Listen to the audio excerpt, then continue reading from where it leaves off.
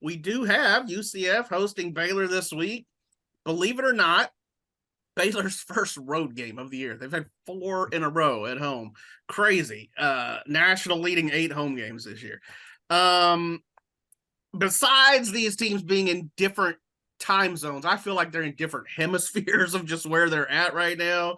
Other than the fact that they're both 0-1 in the Big 12. So the Knights went on the road. They dropped a 44-31 game at K-State, the defending Big 12 champ. Meanwhile, Baylor, as I said, was at home last week again and was thoroughly dominated by the third-ranked Longhorns. That was 38-6 in the final meeting of those two very long-time rivals, at least the final meeting for a while. So with that setup, this feels like kind of a rhetorical question, but who gets the bounce-back win in the bounce house? I'll start with you, Matt. Well, I think UCF obviously is hurting a little bit coming off that loss. They felt like they were in that game for most of the stretch, all the way down to about the late in the third quarter. Uncharacteristic turnovers, penalties. I think the crowd really got to them a little bit. That's the first time they've really been not like an atmosphere like that, but this was a different for them, not being in the American and feeling, getting into a place like Manhattan. I think, they wouldn't admit this, but I think you could tell a little bit that it was a little overwhelming at times.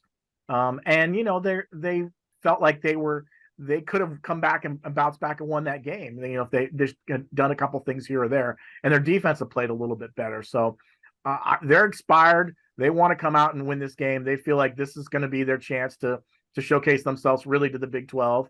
And they know they're going to have a good crowd, and it's going to be a hot Saturday afternoon in Central Florida. So they feel like they've got the advantage there, and they got a chance to win the game.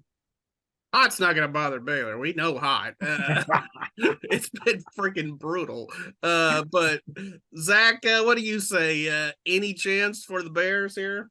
Yeah, I mean, you were saying that UCF felt like they had a chance to come back and win against Kansas State. It was kind of the opposite for Baylor, right? There was almost no chance, like from the get-go. Well, maybe the first 2 drives, but against Texas, there was almost no hope, right? And I think that equally, Baylor is kind of feeling that.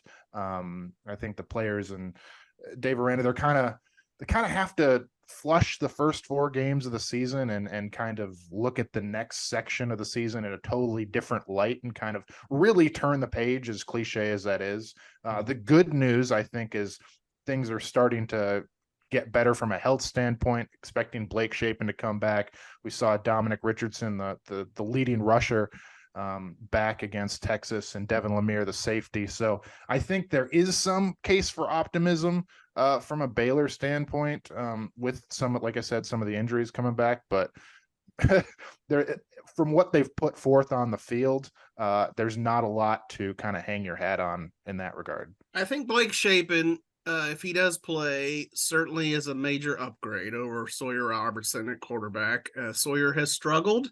That said, I don't think you can just plug a new guy in and expect it to be like a magic button or something. This Baylor offense, as Zach and I said on our post-game podcast last week, it's been painful to watch. I mean, it's just not very good.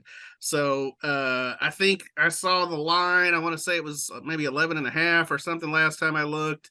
That seems fair. I mean, I think UCF should be favored, and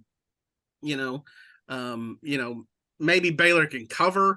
Maybe they can, even make a game of it, but they have not shown any signs of trending in that direction.